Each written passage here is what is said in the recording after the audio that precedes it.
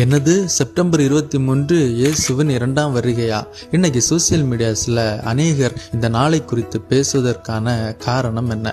September 23 யூதர்களுடைய புது வருடம் ஆரம்பமாகிறது. ஆகவே செப்டம்பர் 22 இரவு எக்கால சத்தத்தோடு அவர்கள் புது வருட கொண்டாட்டத்தை துவங்குவார்கள். இதை குறித்து லேவியராகமம் 23ஆம் அதிகாரம் 24வது வசனத்தில் வாசிக்கிறோம். அதற்கு பின்பு 10 நாள் கழித்து, அதாவது அக்டோபர் 2 தகன பலியை செலுத்துவார்கள். அதற்கு பின்பு 5 நாள் கழித்து, அதாவது அக்டோபர் 7 முதல் 14 வரை ஆசரிப்பு கூடார பண்டிகையாக ஆசரிக்கப்படும். நீங்க ஃப்ரீயா இருக்கும்போது லேவியராகமம் 23ஆம் அதிகாரம் முழுவதும் வாசித்து பாருங்க.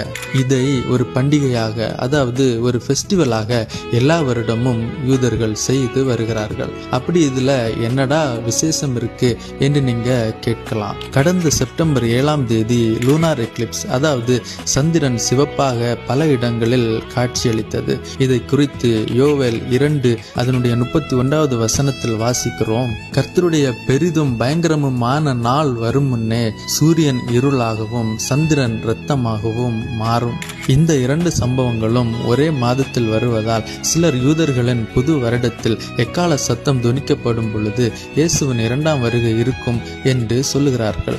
ஏன்னா 1 தெசலோனிக்கேயர் 4 அதனுடைய 16 வாசிக்கிறோம். ஏனெனில் கர்த்தர் தாமே ஆரவாரத்தோடும் பிரதான தூதனுடைய சத்தத்தோடும் தேவ எக்காலத்தோடும் வானத்திலிருந்து இறங்கி வருவார். அப்பொழுது கிறிஸ்துவுக்குள் மரித்தவர்கள் முதலாவது எழுந்திருப்பார்கள். ஆமென். இப்போ செப்டம்பர் 23 இயேசு வருவாரா இல்லையா?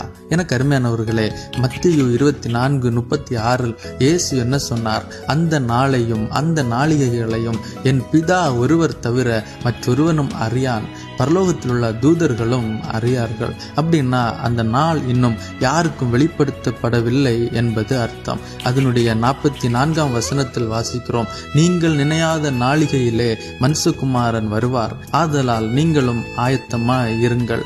ஆமென். என்னுடைய சத்தத்தை கேட்டு கொண்டிருக்கிற இந்த நாள் உங்களுடைய மரணம் இருந்தால், அல்லது இந்த செகண்ட்ல இயேசு வந்தால் நாம் எங்கே போவோம்? ஆயத்தமா இருக்கிறோமா? இயேசு கிறிஸ்துவை உங்க வாழ்க்கையில சொந்த இரட்சகராய் ஏற்றுக்கொள்ளுங்க. பாவ வழிகளை விட்டு மனம் திரும்பி ஞான ஸ்நானம் எடுங்க.